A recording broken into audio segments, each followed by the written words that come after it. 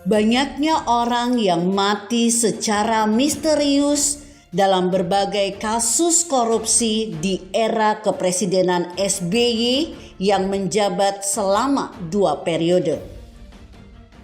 Padahal mereka kebanyakan merupakan saksi-saksi kunci di berbagai peristiwa skandal korupsi besar di masanya.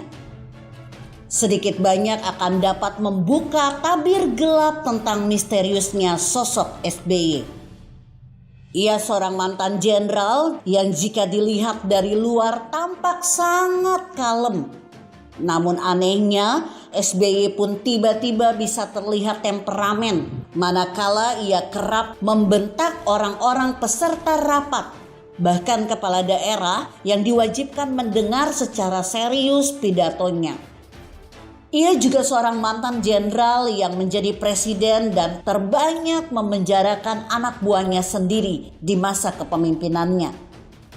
Itu hal yang baik, tetapi menjadi masalah besar ketika para mantan anak buahnya yang korupsi itu kemudian bersuara di pengadilan atau di media mengenai keterlibatan anaknya SBY sendiri, Ibas, dalam berbagai kasus korupsi yang melibatkan mereka itu. SBY sangat ditakuti oleh para politisi di negeri ini yang sudah mengenal benar karakternya. Apalagi tak tanggung-tanggung seorang mantan pimpinan KPK yakni Antasari Ashar pernah pula dipaksa masuk penjara dengan berbagai macam tuduhan yang dibuat-buat atau penuh rekayasa. Anas Urbaningrum dan sederet kepala daerah yang dianggap berseberangan politik dengannya juga tak lepas dari hukuman berat dari SBY yang meminjam tangan KPK di masanya. Itulah mengapa di masa kepemimpinan nasional SBY dikenal dengan istilah nabok ngileh tangan, memukul dengan menggunakan tangan orang lain. Ya, SBY gemar menggunakan tangan orang lain untuk menghabisi lawan-lawan politiknya.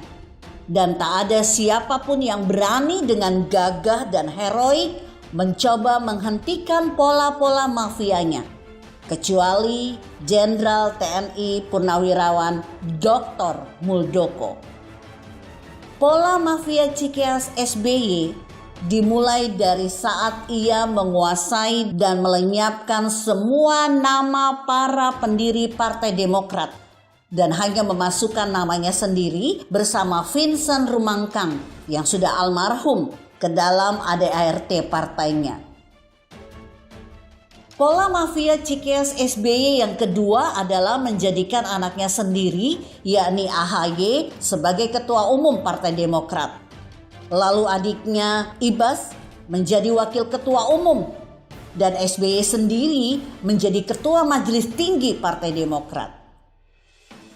Sedangkan pola mafia Cikeas SBY yang ketiga adalah mengendalikan secara penuh semua pencalonan kepala daerah yang akan diusung oleh Partai Demokrat. Semua calon kepala daerah yang akan diusung oleh Partai Demokrat itu harus setor ratusan hingga miliaran rupiah ke Cikeas tanpa ada sedikit pun keterlibatan dari pemimpin Partai Demokrat di tingkat provinsi atau DPD, kabupaten atau kota atau DPC. Keadaan partai politik yang tidak sehat seperti Partai Demokrat di bawah monopoli dan hegemoni mafia Cikeas itulah yang kemudian diterjang secara heroik oleh Pak Muldoko yang dimulai dengan diadakannya Kongres Luar Biasa Partai Demokrat di tanggal 5 Maret 2021 lalu di Deli Serdang yang kemudian membuat SBY dan AHY naik pitam lalu menggugat beberapa pengurus Partai Demokrat hasil KLB ke Pengadilan Negeri Jakarta Pusat. Namun kemudian gugatannya ditolak oleh Majelis Hakim Pengadilan Negeri.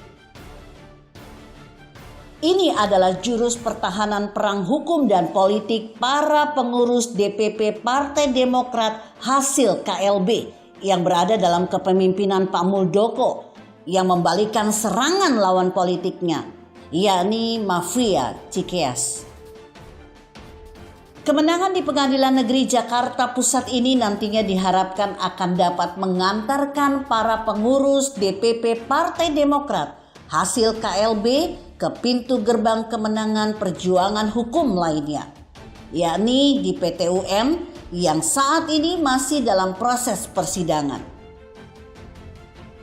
Jika hal itu terjadi, maka Jenderal TNI Purnawirawan Dr. Muldoko akan mendapatkan sukses gemilang dalam menghabisi dominasi mafia Cikeas di Partai Demokrat.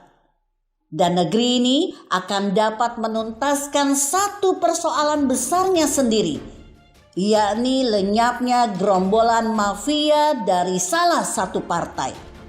Semoga.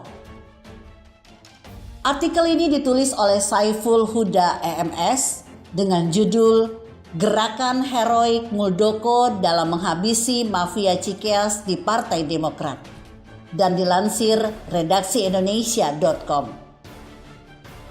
Jika Anda berpendapat lain, berikan komentar Anda di kolom komentar. Saya Emma, Karisma 90.